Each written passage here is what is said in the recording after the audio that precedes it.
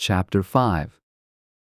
Keep thy foot when thou goest to the house of God, and be more ready to hear, than to give the sacrifice of fools, for they consider not that they do evil. Be not rash with thy mouth, and let not thine heart be hasty to utter anything before God, for God is in heaven and thou upon earth, therefore let thy words be few. For a dream cometh through the multitude of business, and a fool's voice is known by multitude of words. When thou vowest a vow unto God, defer not to pay it, for he hath no pleasure in fools. Pay that which thou hast vowed. Better is it that thou shouldest not vow, than that thou shouldest vow and not pay. Suffer not thy mouth to cause thy flesh to sin, neither say thou before the angel that it was an error. Wherefore should God be angry at thy voice, and destroy the work of thine hands? For in the multitude of dreams and many words there are also divers vanities, but fear thou God. If thou seest the oppression of the poor, and violent perverting of judgment and justice in a province, marvel not at the matter, for he that is higher than the highest regardeth, and there be higher than they. Moreover, the profit of the earth is for all, the king himself is served by the field. He that loveth silver shall not be satisfied with silver, nor he that loveth abundance with increase. This is also vanity. When goods increase, they are increased that eat them, and what good is there to the owners thereof, saving the beholding of them with their eyes?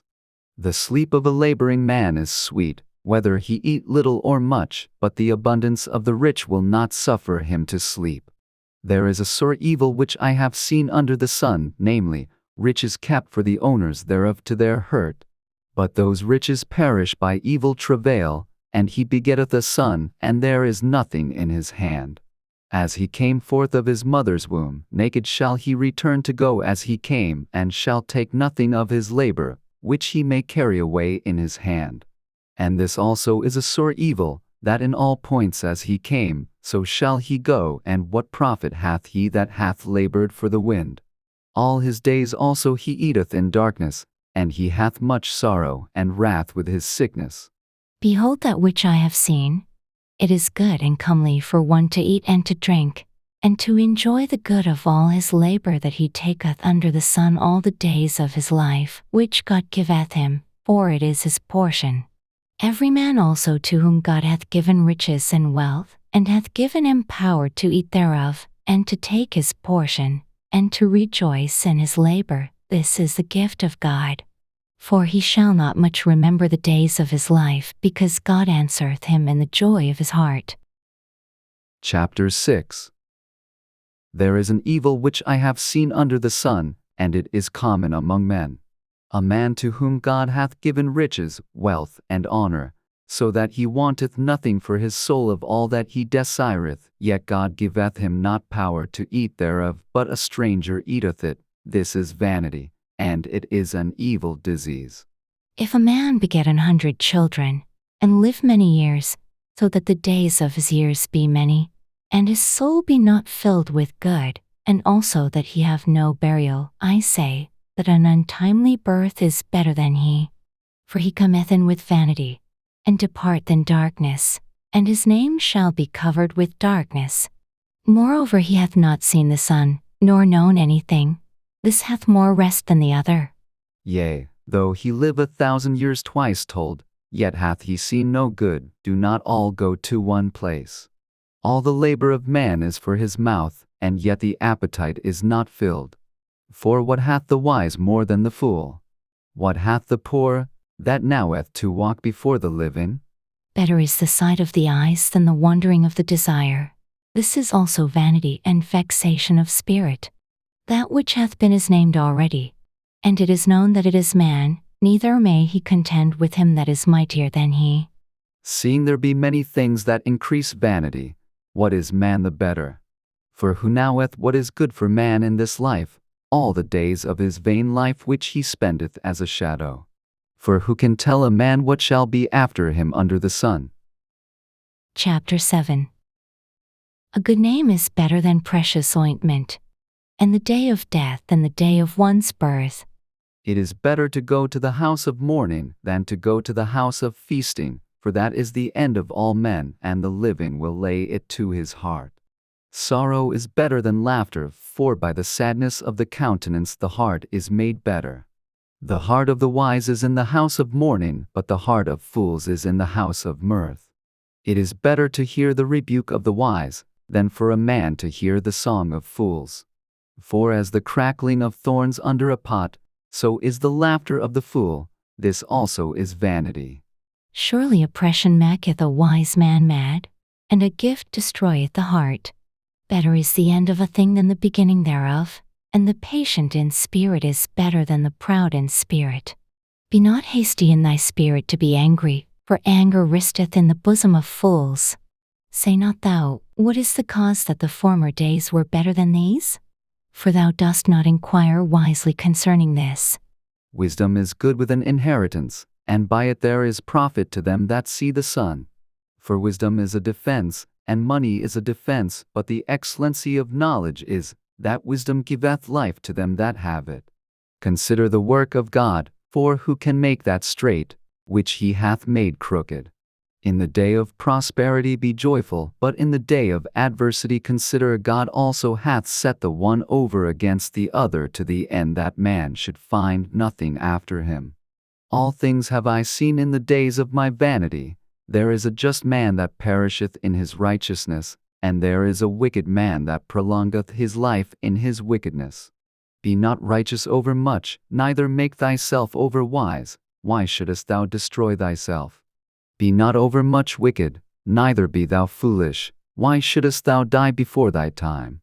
It is good that thou shouldest take hold of this, yea, also from this withdraw not thine hand, for he that feareth God shall come forth of them all. Wisdom strengtheneth the wise more than 10 mighty men which are in the city. For there is not a just man upon earth, that doth good, and sinneth not. Also take no heed unto all words that are spoken, lest thou hear thy servant curse thee. For oftentimes also thine own heart knoweth that thou thyself likewise hast cursed others. All this have I proved by wisdom. I said, I will be wise, but it was far from me. That which is far off, and exceeding deep, who can find it out? I applied mine heart to know, and to search, and to seek out wisdom, and the reason of things, and to know the wickedness of folly, even of foolishness and madness. And I find more bitter than death the woman, whose heart is snares and nets, and her hands as bands.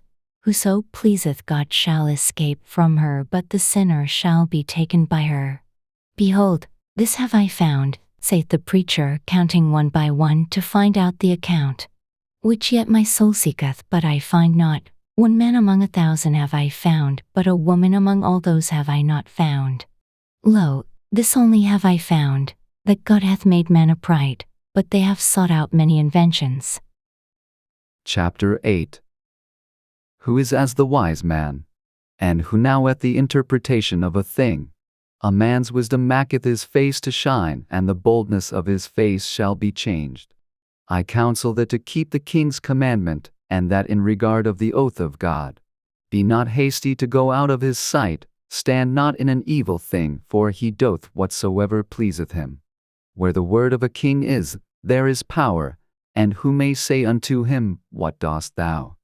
Whoso keepeth the commandment shall feel no evil thing, and a wise man's heart discerneth both time and judgment. Because to every purpose there is time and judgment. Therefore the misery of man is great upon him. For he knoweth not that which shall be, for who can tell him when it shall be? There is no man that hath power over the spirit to retain the spirit, neither hath he power in the day of death, and there is no discharge in that warrant, neither shall wickedness deliver those that are given to it. All this have I seen, and applied my heart unto every work that is done under the sun. There is a time wherein one man ruleth over another to his own hurt.